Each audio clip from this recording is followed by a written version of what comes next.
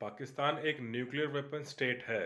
ये बात हम सभी लोग जानते हैं। यानी कि पाकिस्तान के आर्सेनल में एक आकलन के अनुसार वो कोई एक थ्रेशोल्ड न्यूक्लियर स्टेट नहीं है कि अभी-अभी उसने कुछ वेपन्स बनाए हैं, जैसे कि ईरान वगैरह के बारे में लोग शंका ज़ाहिर करते हैं। पाकिस्तान एक full fledged complete recognised nuclear state है। इसके बारे में ऐसा माना जाता है कि उसके पास कम से कम 100 या 120 के आसपास जो है परमाणु हथियार हैं, जो कि अलग-अलग कैटेगरी के हैं। और ऐसे स्टेट और ऐसे एक कंट्री के ऊपर जो अभी जो सिचुएशन है एक दिवालिया होने की और टूट के कगार पे जो पहुंचा हुआ ये देश, ये एक अलग चिंता का विषय बनता जा रहा है। और अगर आप इंटरनेशनल कम्युनिटी में देखें, जो इंटरनेशनल सिक्योरिटी एजेंसीज हैं उनकी अगर आकलन को देखें, तो अब ये भी एक प्लानिंग शुरू हो गई है कि अगर पाकिस्तान टूटता है, जो कि काफ़ी हद तक पहले बातों बातों में लोग कहते थे, अब तो लगता है कि ये बात सच है, कहीं वो टूटे ना। दिवालिया होने के बिल्कुल कगार पे है। वहाँ की सिचुएशन हम सब देख ही रहे हैं और मैंने भी अपने 1-2 वीडियो में बताया है इस बारे में। लेकिन अब ये भी हो रहा है कि अगर पाकिस्तान डिसइंटीग्रेट करता है, वहाँ अराजकता फैलती है, तो जो उसके पास 100 से ऊपर परमाणु हथियार हैं, न्यूक्लियर वॉरहेड्स हैं, उनका क्या होगा? वो किन हाथों में जाएँगे? उनकी मैनेजमेंट कैसे होगी? क्योंकि वो अपने आप में अगर उनका गलत हाथों में पड़ जाए, तो इसके परिणाम अत्यंत विनाशकारी हैं। कम से कम साउथ एशिया तो ख़त्म हो ही जाएगा। और इसके लिए जो है जो इंटरनेशनल वॉच डॉग्स हैं, जो कि बड़ी न्यूक्लियर पावर हैं, जैसे कि यूएसए, इसराइल वगैरह, इन्होंने भी जो है कहीं न कहीं एक दबी ज़ुबान में ये भी अब सुनने में आ रहा है, कई जगह मीडिया पे भी ये खबरें चल रही हैं कि यूएसए, इसराइल जैसी कंट्री ने शायद कुछ पर्दे के पीछे कोई ऑपरेशन स्नैच एंड ग्रैब जैसा कुछ सोच रखा होगा या सोच रखा है कि अगर वो नौबत आती है कि कुछ पता नहीं कि पाकिस्तान को कौन कंट्रोल कर रहा है, तो उसके न्यूक्लियर वेपन को या तो चुपचाप सरेंडर करा लिया जाए किसी पैकेज के एवज में। यानी कि अगर पाकिस्तान को पैसे की ज़रूरत है और उसे बचना है, तो वो बेल आउट पैकेज या कर्ज मिल सकता है, राहत की जो एक राशि है, अमाउंट, वो मिल सकता है, लेकिन बदले में आप अपने सारे न्यूक्लियर वेपन को हैंड ओवर कर दीजिए किसी वेस्टर्न पावर को, या जो एक आईएईए होती है, इंटरनेशनल एटॉमिक एनर्जी एजेंसी, उसके देख रेख में आप सारे न्यूक्लियर वेपन्स को वहाँ से हटाइए या उनके सुपुर्द कर दीजिए। उसके बदले में आपको वो पैसे मिल जाएंगे, वो करोड़ों अरबों डॉलर का वो राहत पैकेज मिल सकता है, लोन मिल सकता है, जो कि अभी ज़रूरत है पाकिस्तान को इस मुसीबत से निकलने के लिए। क्योंकि ये बिल्कुल ही अब जो हम लोग पहले लोग कहते थे कि 6 हफ्ते 8 हफ्तों का रह गया, अगर अभी आप रीसेंट रिपोर्ट देखें, तो ऐसा शायद अभी 3 हफ्ते का बैलेंस ऑफ पेमेंट रह गया है। यानी कि जो विदेशी मुद्रा भंडार है ट्रेडिंग के लिए, वो सिर्फ 3 हफ्ते और चलेंगी।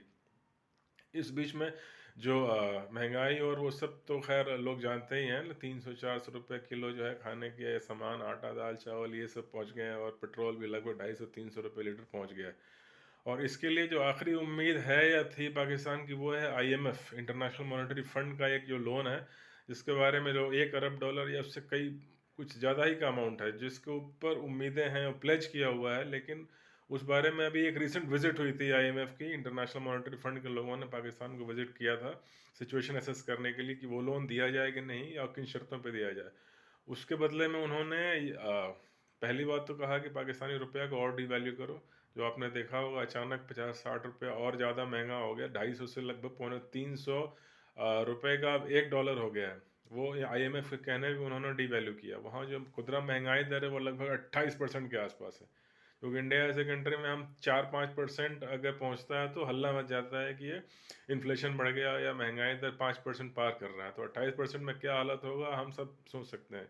जीडीपी जो है इंडिया 6-7% ग्रो करती है, तब भी लोग कहते हैं कि ये क्या ग्रोथ है, और 8% हो सकता था, 9% हो सकता था। पाकिस्तान की जीडीपी 2.5 के आसपास, 2% के आसपास ग्रो कर रही है, महंगाई 28% है। तो इससे भी सिचुएशन का अंदाज़ा लग सकता है कि वो कितने दिन तक ये देश सरवाइव कर सकता है।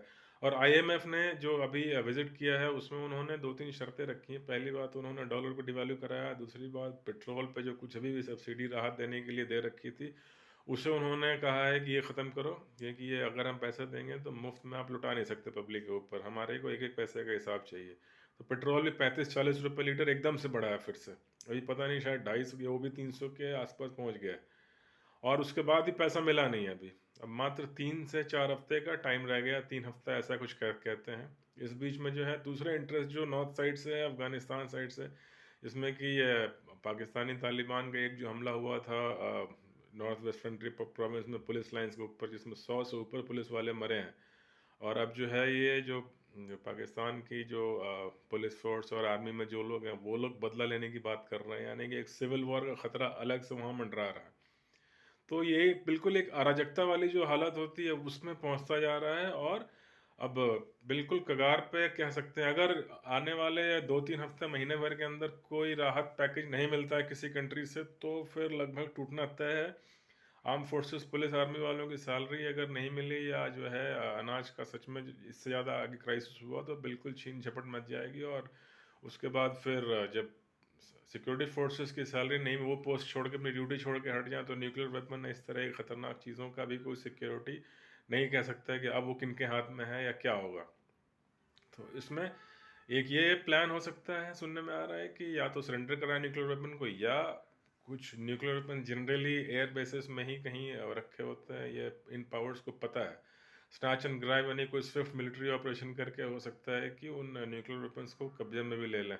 जो वेस्टर्न कंट्रीज़ हैं, मे भी इंडिया का उसमें कुछ रोल हो सकता है, इसराइल, यूएसए, इस तरह की कंट्रीज़ के पास ये कैपेबिलिटी है कि वो ऐसी ऑपरेशन भी कर सकते हैं। क्योंकि जो न्यूक्लियर वेपन है, अब ये तो हम सब हर कोई समझ सकता है कि वो इतना आसान नहीं है कि कोई हाथ से उठा के फेंक दे कहीं, ऐसा नहीं होता।